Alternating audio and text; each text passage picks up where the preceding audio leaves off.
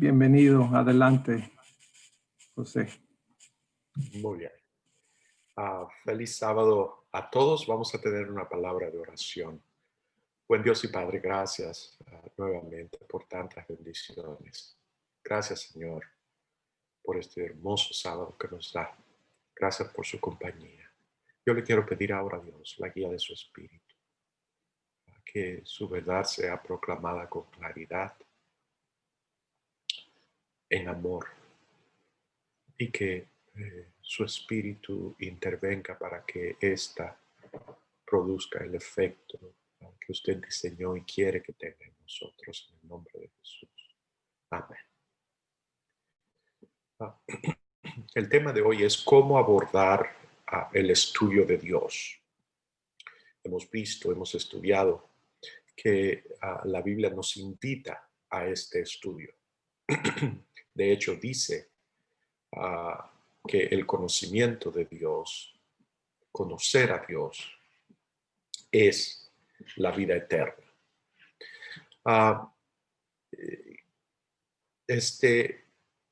Y una pregunta subordinada a la cual vamos a hablar hoy también es, ¿por qué nos es tan difícil ver a Dios como es? O tal vez una manera diferente de frasear la pregunta es, ¿cómo podemos identificar esas dificultades de ver a Dios como Él es? ¿En qué radican? ¿De dónde provienen? Para que la podamos manejar, quitar esos estorbos. Y finalmente, al final del estudio de hoy, yo quiero que miremos qué podemos hacer para evitar permanecer en ignorancia acerca de la naturaleza del carácter de Dios, de la ley de Dios y del gobierno de Dios, esto es, del reino de Dios. Eso fue lo que Cristo vino a anunciar, ¿verdad? Nos lo dicen explícitamente los evangelios, que a eso salió Jesús cuando subió de las aguas del bautismo.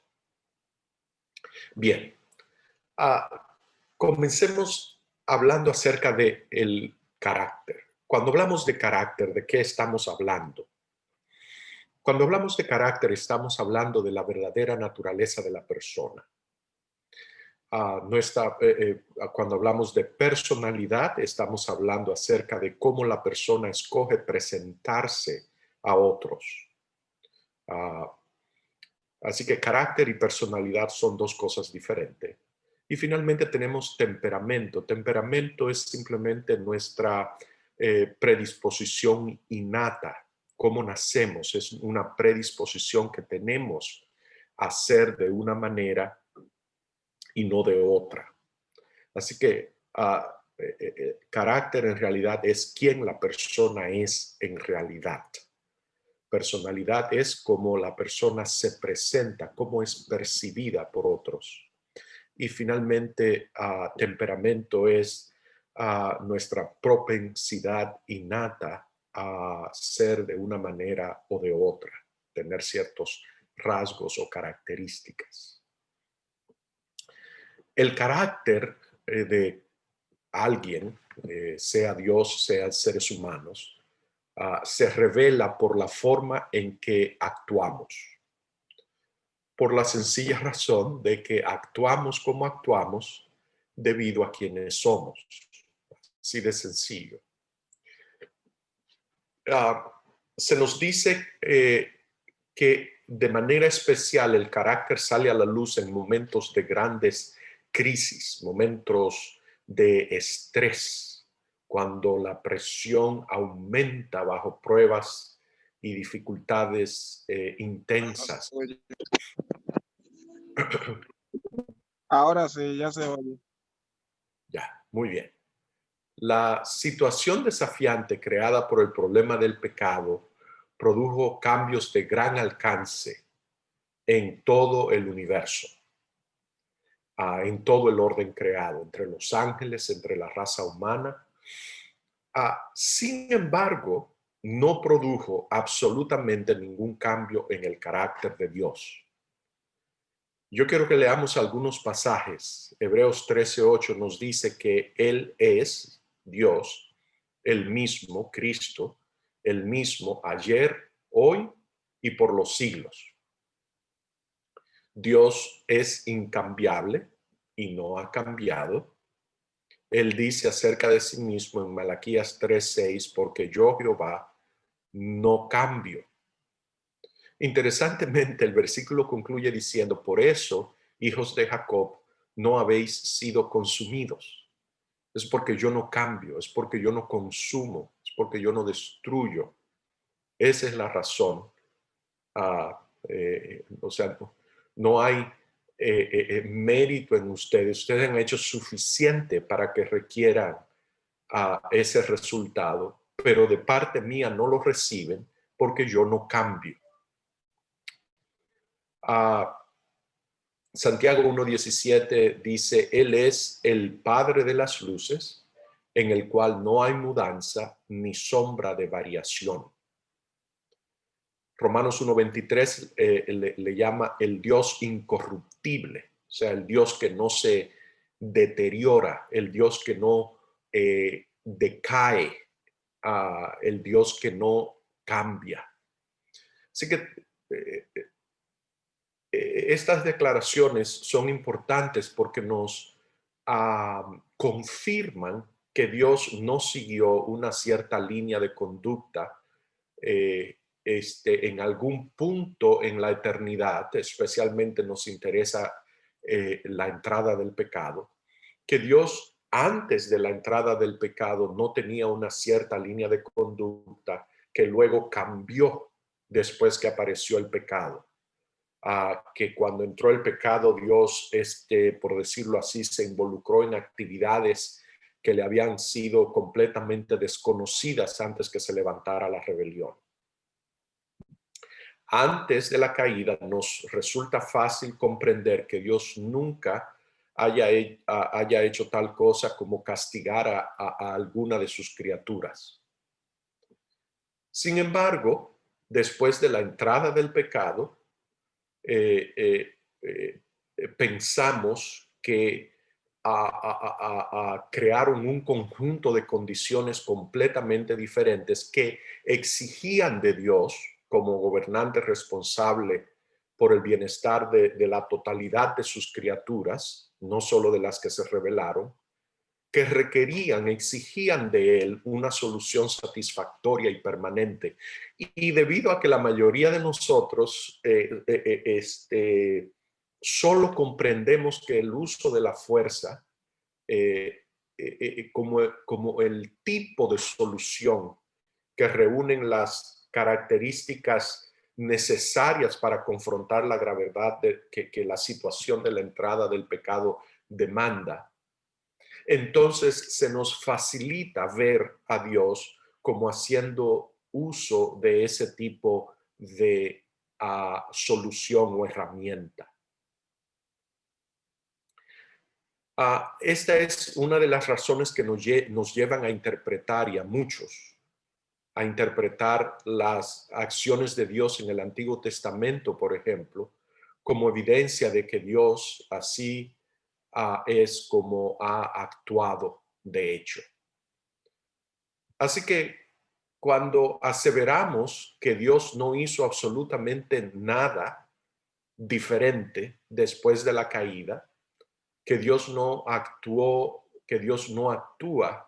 después de la caída de ninguna forma diferente a como lo hizo antes de la caída, esta aseveración nos resulta chocante y a veces difícil de aceptar, porque implica que Dios nunca ha recurrido a la fuerza o a la violencia. Sin embargo, por chocante que nos parezca, es así. Yo quiero que consideremos por un momento que de otra forma nos veríamos obligados a aceptar una de dos ideas,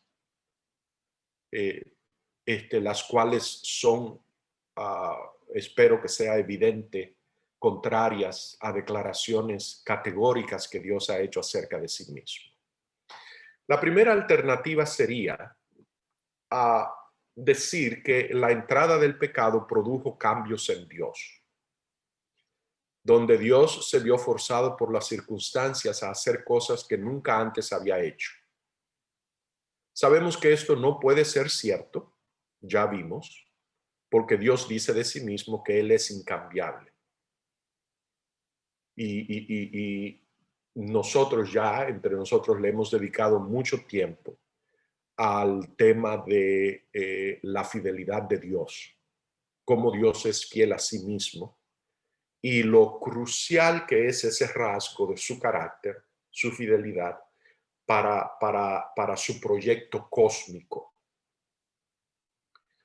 La segunda opción sería decir que Dios no ha cambiado,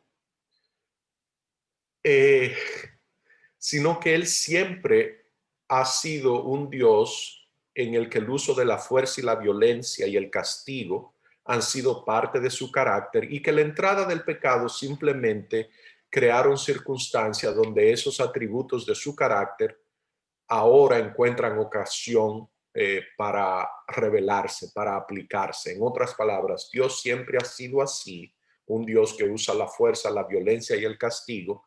Antes de la entrada del pecado, simplemente no había habido circunstancias por la cual él hubiera tenido que manifestar esos rasgos de carácter, pero que ahora, después de la entrada de la rebelión, entonces hay ocasión de usar esos herramientas. Debo de decir que este es el argumento con que Lucifer engañó a los ángeles del cielo.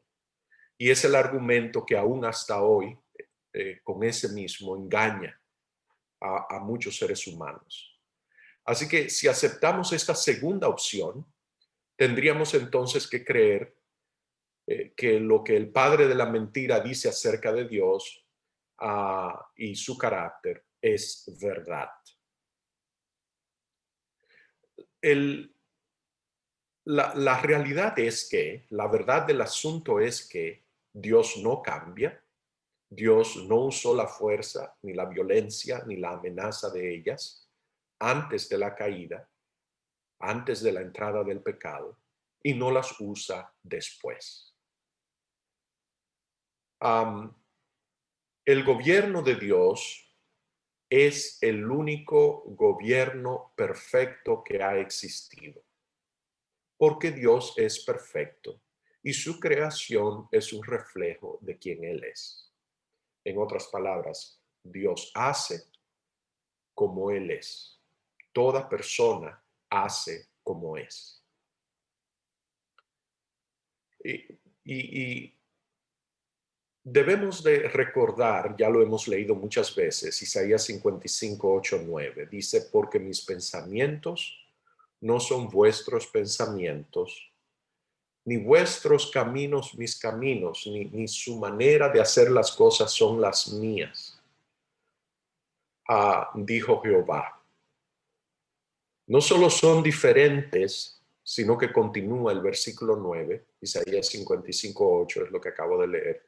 El versículo 9 dice, como son más altos los cielos que la tierra, así son mis caminos más altos que vuestros caminos. No solo son diferentes, nos dice Dios, sino que son tan vastamente superiores como lo son los cielos más altos que la tierra.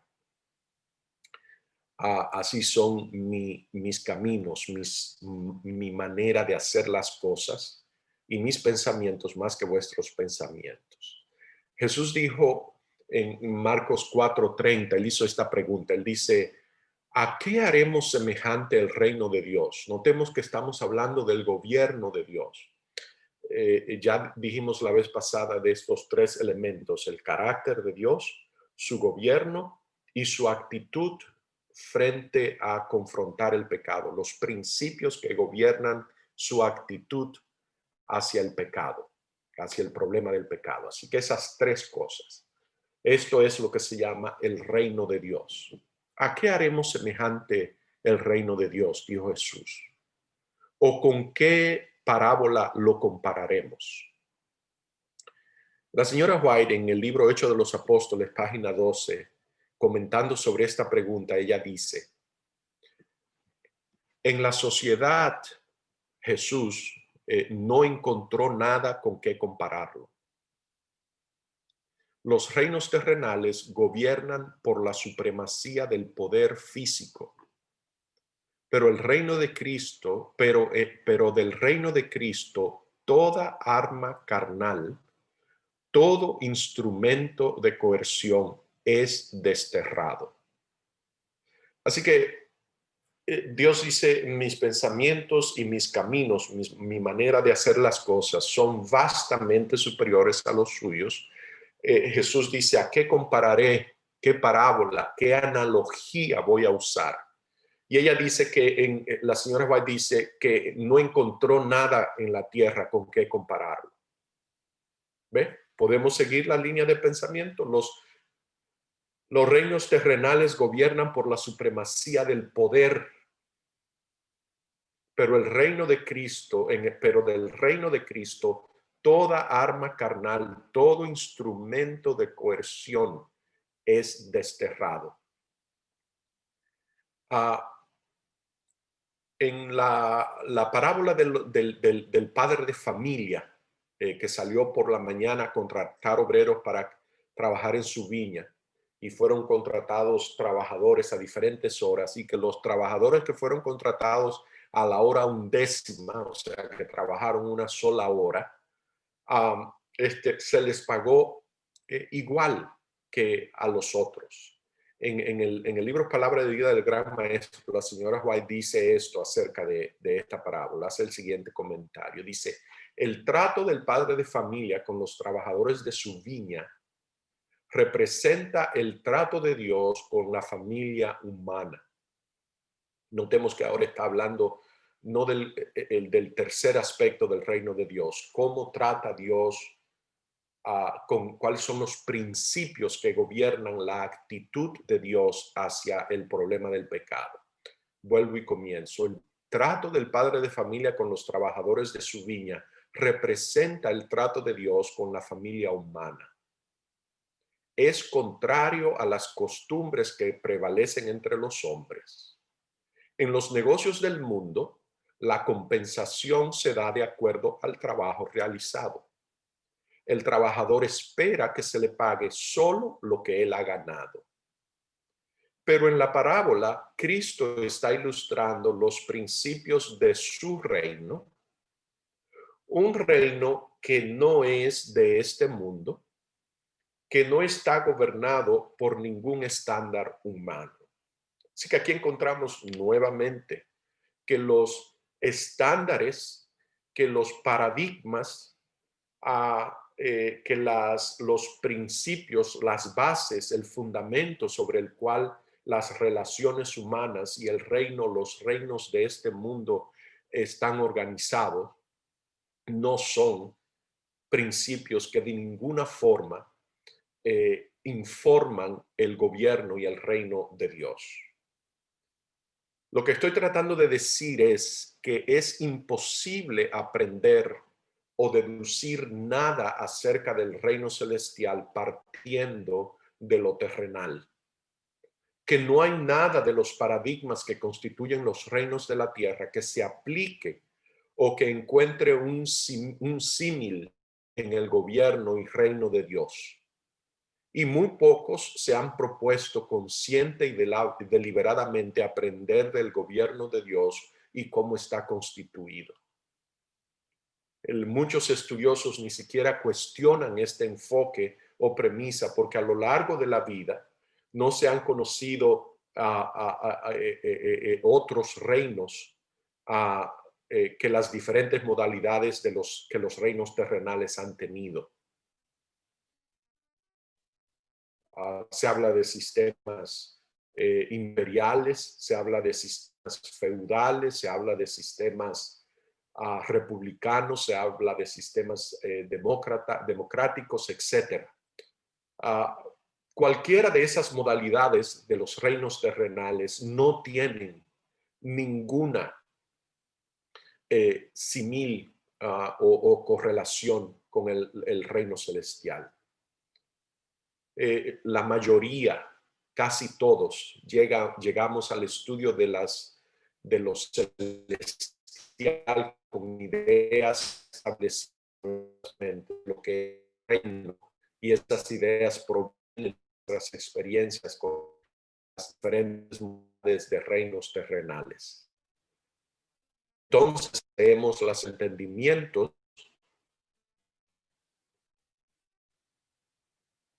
Cuando leemos entonces las escrituras a la luz de estos entendimientos, el resultado es una visión de Dios que es opuesta a la realidad verdadera. Vemos que los discípulos, apóstoles, los discípulos de Cristo, tardaron mucho en superar ese problema. Cuando se unieron y formaron el pequeño grupito, la compañía que seguía a Cristo, ese malentendido acerca de la verdadera naturaleza del reino resultó para ellos el obstáculo más grande para que les impidió llegar a una intimidad total con Cristo y su misión, lo que les impidió captar la visión del reino de Cristo. Y ese efecto lo tiene todavía sobre muchos de los seguidores de Cristo hoy. A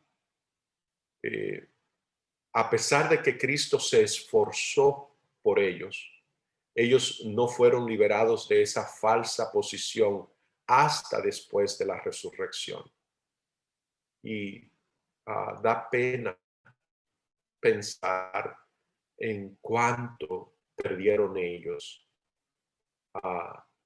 cuánto empobreció, cuánto más rica hubiese sido su experiencia si hubiesen superado ese obstáculo, y cuánto más rica sería nuestra experiencia hoy si lo logramos superar.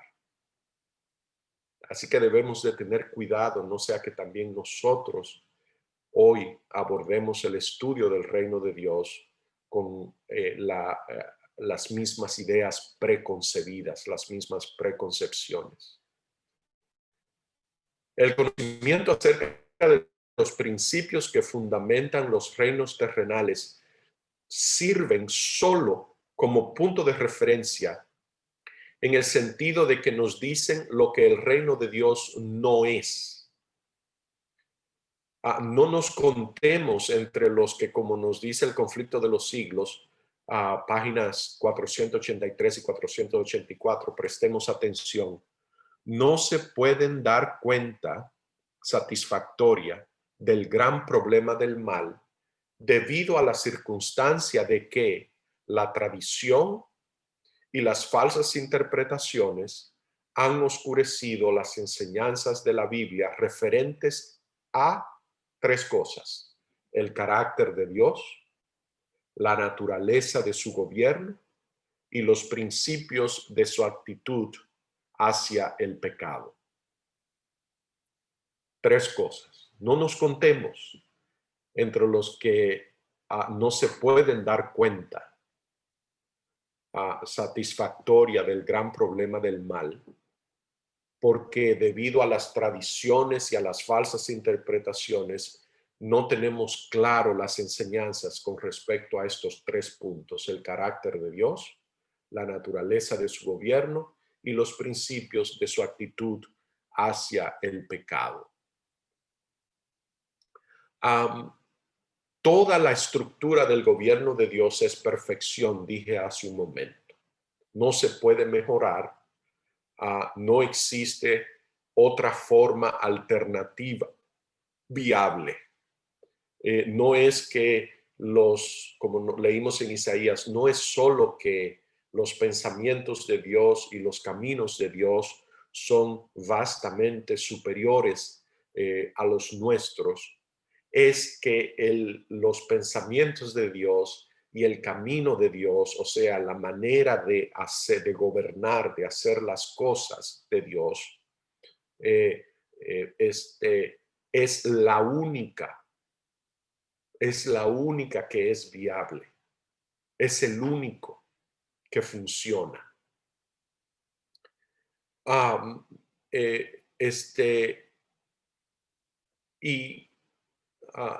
Ya vimos también que Dios no hace nada y no hará nada que no esté en su carácter. Esto significa que Dios, que lo que Él hace, lo que el profeta Isaías llama sus caminos, es la misma expresión que Dios usó cuando vino a hablar con Abraham. Esconderé yo a Abraham mis asuntos. Esa es la palabra, es mis caminos, mi manera de hacer las cosas. Es lo mismo que dice de Moisés. A Moisés yo no le escondo mis caminos, mi manera de hacer las cosas. Dios no esconde su manera de hacer las cosas de nadie. Su manera de hacer las cosas es lo que de una manera explícita conocemos como sus leyes. Y esas leyes son las que gobiernan su reino. Y que como estas leyes son una expresión de su carácter, esas leyes también se aplican a él de la manera más amplia. Dios opera, funciona por esas leyes. Y entonces, en ese punto es cuando él, como vimos la última vez, nos invita a nosotros a que hagamos como él hace. En otras palabras, Dios hace como él es. Entonces él nos invita a nosotros a que hagamos como él hace, que seamos como él es para que hagamos como él hace. Esa es la invitación que aparece: sed pues vosotros perfectos, como vuestro Padre que está en los cielos es perfecto. Dios no pide de nadie nada diferente a lo que él mismo hace. Así que ahí encontramos una gran diferencia entre los reinos de este mundo y el reino de Dios, en el que Dios verdadera y genuinamente se somete. Tal vez esa no es el verbo correcto, pero opera, funciona dentro del marco de sus propias leyes, simplemente porque sus leyes, para comenzar, son un reflejo de quién Él es. Así que reconocer que Dios nunca destruyó antes de que existiera el pecado y aceptar la idea de que Él destruyó después de la aparición de este es creer que Dios ha cambiado.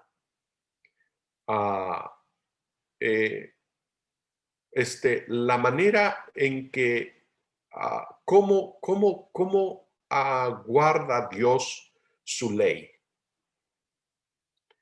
En el Deseado de todas las gentes, página 707, una cita que leímos hace unas 2-3 semanas atrás, dice: Dios pudo haber destruido a Satanás y sus simpatizantes, pero no lo hizo. La rebelión no podía ser vencida por la fuerza. El poder coercivo se encuentra solo bajo el gobierno de Satanás. Los principios de Dios no son de este orden. Su autoridad se basa en la bondad, la misericordia y el amor, y la presentación de estos principios es el medio que él se ha propuesto utilizar. Deseado de todas las gentes, página 107. Así que debe de quedar claro en nuestras mentes, como dice en el libro Hechos de los Apóstoles, página 12, que acabamos de leer hace un ratito: los reinos terrenales gobiernan por la supremacía de la fuerza física, pero del reino de Cristo toda arma carnal, todo instrumento de coerción es desterrado. Así que, como decía, debe quedar claro en nuestras mentes que debido a que el ejercicio de la fuerza es contrario a los principios de Dios y su gobierno, bajo ninguna circunstancia Dios usará la fuerza para resolver ningún problema. Solamente cuando, como nos dice el conflicto de los siglos, página 483, solo si estudiamos estos tres puntos en conjunto, es posible comprenderlos apropiadamente por separado. Y los tres puntos son el carácter de Dios, los principios o leyes de su gobierno y los principios o leyes que gobiernan su actitud frente al problema del pecado. El uso de la fuerza, el uso o no uso de la fuerza o del poder coercivo, trae en relieve un aspecto vital de el orden creado, y es el tema de la libertad o libre albedrío, y a eso me quiero abordar ahora. Este es uno de los dones más preciosos que Dios le haya otorgado a sus criaturas.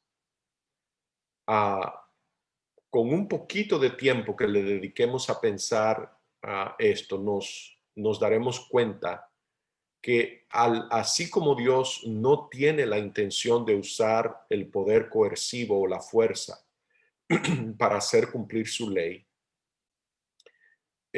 tan ciertamente es que Él ha dado libertad a sus criaturas para servirle o para no servirle.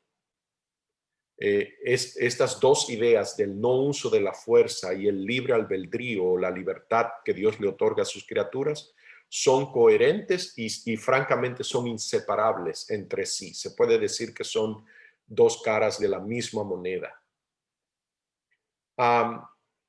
Debemos de entender que aunque Dios le dotó a sus criaturas con la libertad aún para rebelarse contra Él, no significa que sus criaturas lo pueden hacer con impunidad. Yo digo esto porque hay una falsa doctrina que es muy prevalente, que pretende describir a Dios como un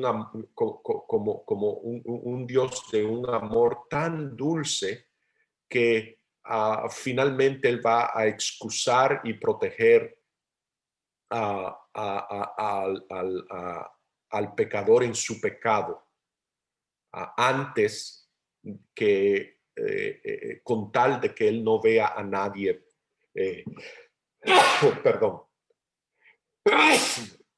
perecer. No es de esto que estamos hablando. Sabemos que el pecador morirá. Sabemos que los cielos y la tierra van a ser destruidos, que el universo entero quedará limpio de la mancha del pecado. Lo que sí estamos diciendo con énfasis es que nada de esto va a ocurrir porque Dios va a tomar el azote de la destrucción para que esto suceda. Más bien lo que Dios hace es que Él advierte a todo ser creado de las consecuencias terribles que conlleva elegir tomar el camino de la desobediencia, en otras palabras, de ejercer su libertad para desobedecerle. Dios advierte de antemano. Dios hace dos cosas más aún. Y es que si a pesar de esta advertencia ellos escogen el camino de la desobediencia, Dios entonces va a hacer todo lo posible para salvarlos. Y que solo cuando rechazan su esfuerzo salvador, entonces los deja ir, los deja que cosechen la muerte que han escogido. En el conflicto de los siglos, en la misma página 484 que hemos leído, un párrafo más abajo del que leímos arriba, aparece esta declaración. Y yo quiero que me escuchen con atención. Dice el espíritu de profecía, como la ley del amor era el fundamento del gobierno de Dios, la dicha de todos los seres creados dependía de su perfecta armonía con los grandes principios de justicia. Escuchemos. Dios quiere que todas sus criaturas le rindan un servicio de amor y un homenaje que provenga de la apreciación inteligente de su carácter. No le agrada la sumisión forzosa y da a todos libertad para que les sirvan voluntariamente.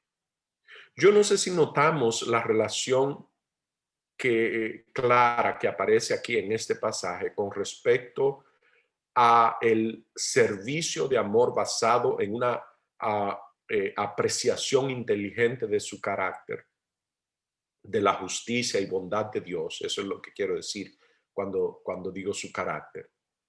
Y que Dios le ha otorgado a cada criatura perfecta y completa libertad para que le sirva voluntariamente. Que Dios quiere un servicio voluntario y que ese servicio solo es producto de una convicción de parte de la criatura, convicción inteligente de parte de la criatura acerca de la justicia y la bondad completa de Dios. Y que entonces indispensablemente esa criatura necesita tener libertad.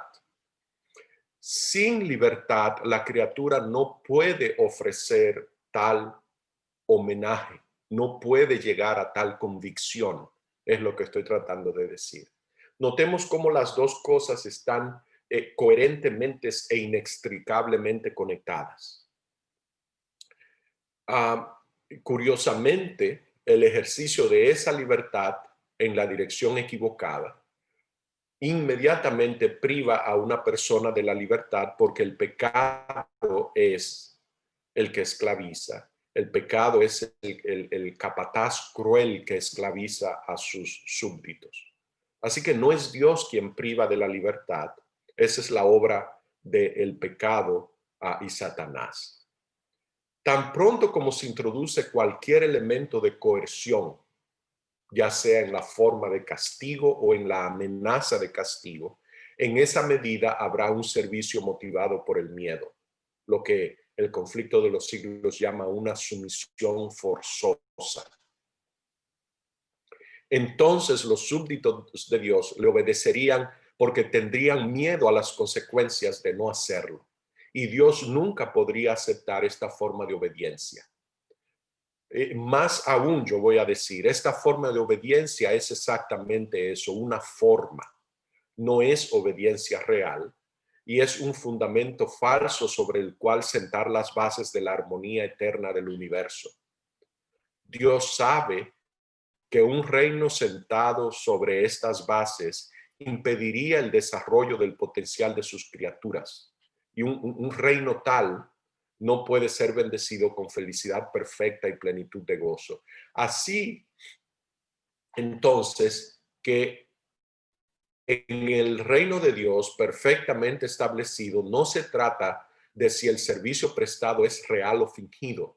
El servicio solo puede ser genuino, solo puede ser real. Este no es el principio de los reinos de este mundo. Nunca en la tierra ha existido un reino como este. Los reinos terrenales siempre tienden a la servidumbre de una forma u otra.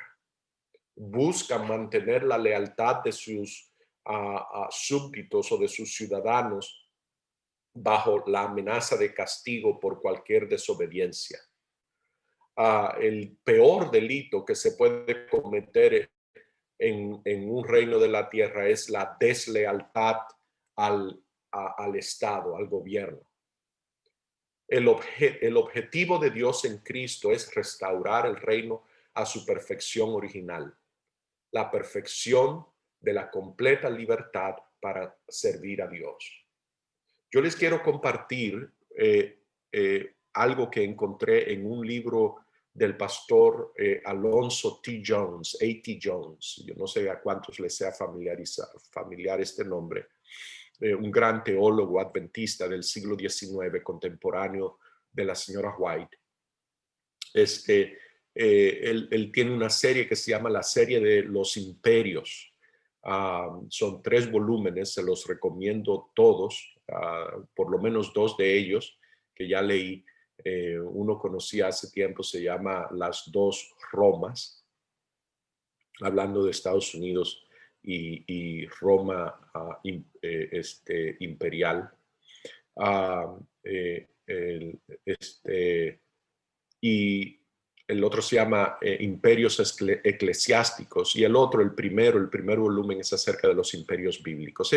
Esa cita que les voy a dar aquí es acerca de imperios eclesiásticos. Es un poquito larga, pero por favor, vale la pena. Quédense conmigo.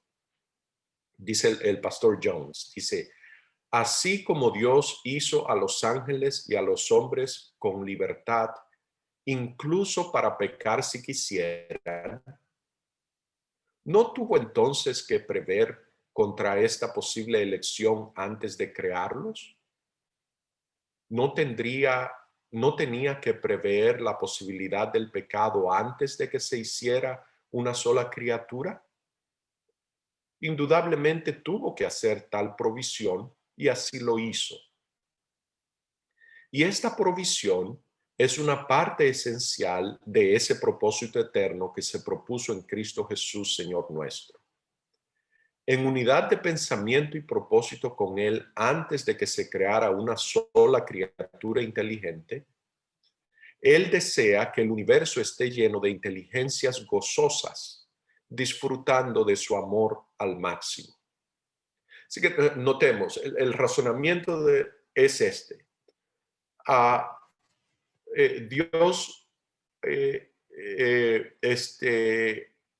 decide que va a crear criaturas con libertad, y que esa libertad incluye que ellos escojan pecar, rebelarse contra él, desobedecer, si así lo quieren.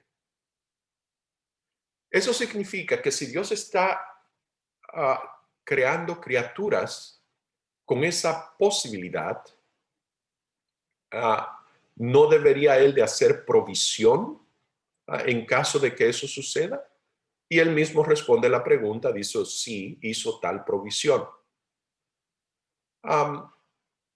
Y entonces dice que el deseo de Dios, él desea que el universo esté lleno de inteligencias gozosas, disfrutando de su amor al máximo. Ese es su deseo, eso es lo que Dios se propuso. Y para alcanzar este deseo, dice, para hacer esto, por lo tanto, sus criaturas deben ser libres de elegir no servirle, de elegir no disfrutar de su amor. Tienen que tener esa libertad. Pero esto implica la posibilidad de que algunos van a hacer exactamente esa elección, no servirle.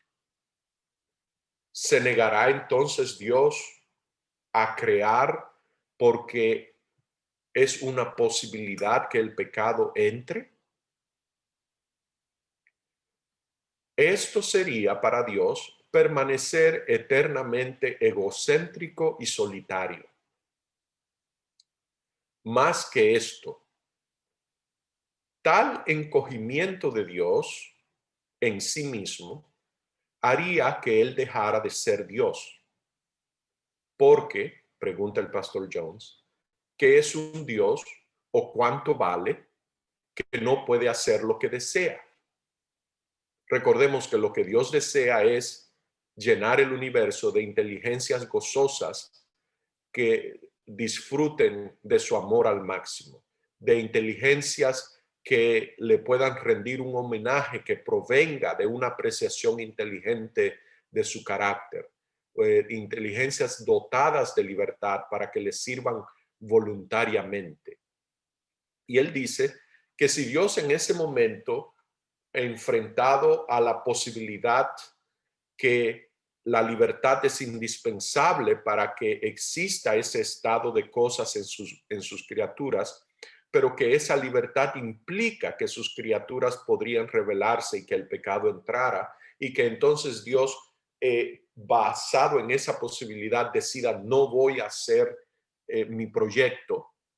Él dice que eso encoge a Dios, lo haría pequeño. De hecho, dice que lo haría dejar de ser Dios. Y pregunta porque ¿qué es un Dios o cuánto valdría ese Dios que no puede hacer lo que desea? Quien no puede cumplir su propia voluntad.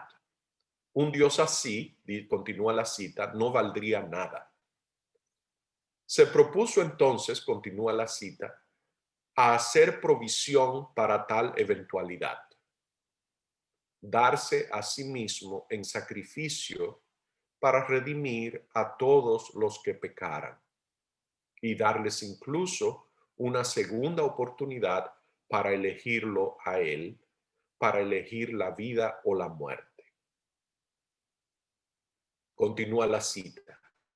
Y los que quieran elegir la muerte por segunda vez, que tengan entonces lo que han elegido.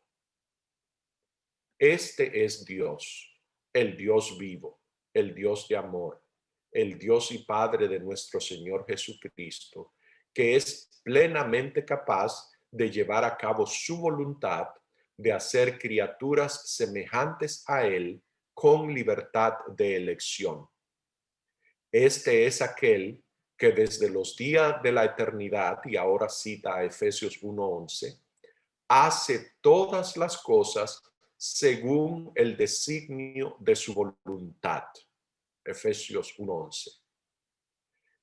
¿Y cuál es el misterio de su voluntad? Efesios 1:9 y 10.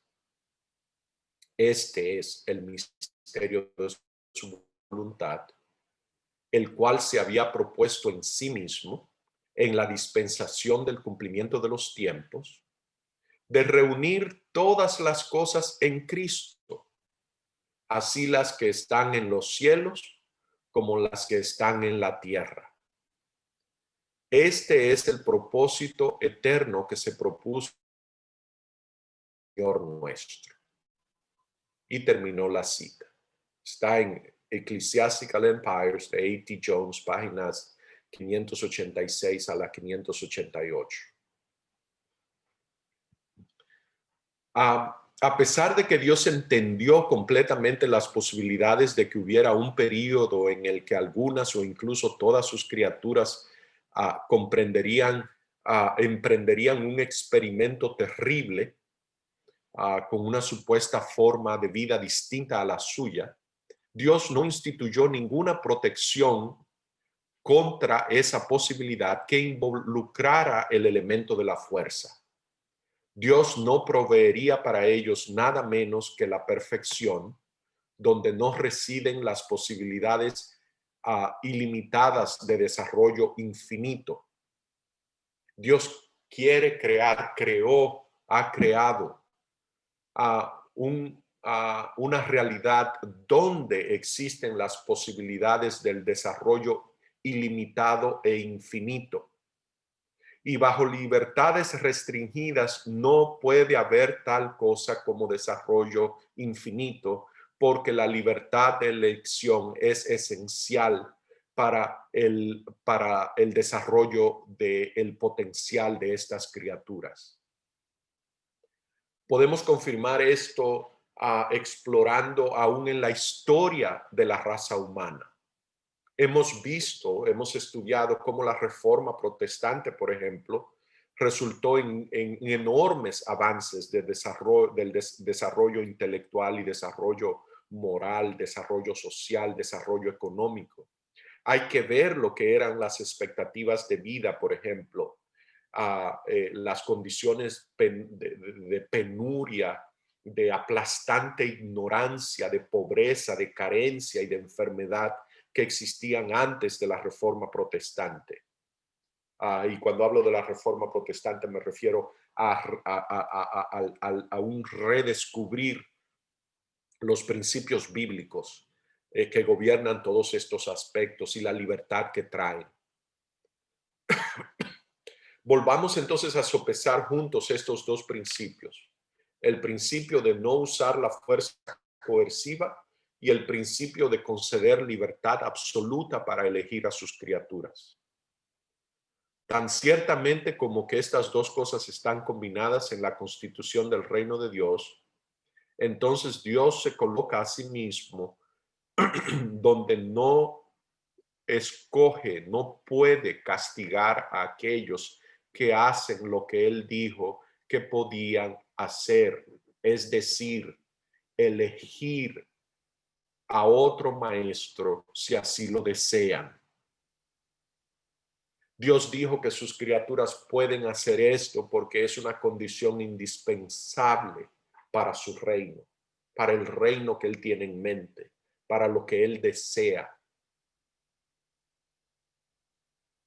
Este principio, concedo, es difícil de entender para la mayoría de la gente porque es muy ajeno a nuestra forma de pensar.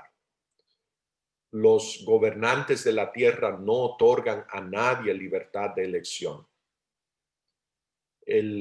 La supervivencia de todo estado depende de obedecer o sufrir las consecuencias si no obedecen. Sufrir el ser objeto del poder coercivo del Estado. Los que hacen la ley, toda ley, trae con ella una penalidad contra el que la desobedece. El reino de Dios no es de este orden. Vamos a tener una palabra de oración. Buen Padre, gracias porque es como es. Gracias por su deseo, por su plan, por su voluntad que diseñó desde la eternidad. Gracias porque vemos esto aún en Cristo, en el anuncio de su reino, en su carácter, en su persona. Denos, Dios, amor como el suyo. Denos, Dios, que disfrutemos de ese amor y que hoy disfrutemos de esa libertad y usemos la libertad que nos otorga para alcanzar el desarrollo ilimitado e infinito,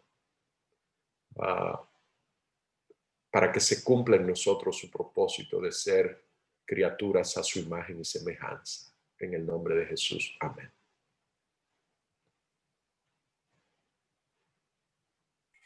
Amén. Muchas gracias, José. Dios te bendiga. Gracias a Dios.